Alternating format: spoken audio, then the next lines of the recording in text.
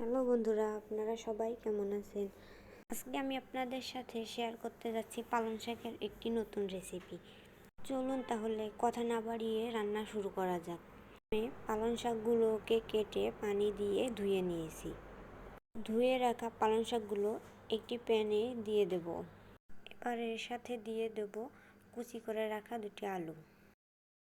তারপর একে একে দিয়ে দেব এর ভিতর কাঁচামরিচ কুচি, দিয়ে দেব পেঁয়াজ কুচি, রসুনের কোয়া।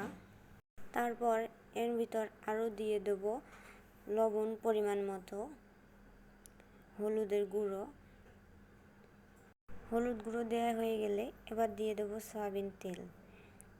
সয়াবিন তেল দিয়ে সব কিছু ভালোভাবে মিশিয়ে নেব।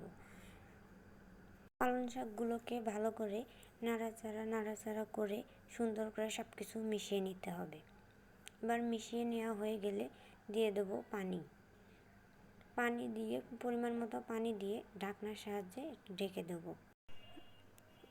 রান্নাটা একেবারে শেষ পর্যায়ে চলে আসলে চামচ দিয়ে ভালোভাবে কষিয়ে নিতে হবে। কষিয়ে নিয়ে ভালোভাবে নাড়াচাড়া করে নামিয়ে নিয়ে আপনি সকলকে পরিবেশন করতে পারেন। ভিডিওটি কে কোথা থেকে দেখছেন কমেন্টে অবশ্যই জানিয়ে যাবেন। কমেন্ট তো করবেনই, তার সাথে শেয়ার এবং লাইক দিতেও ভুলে যাবেন না কিন্তু।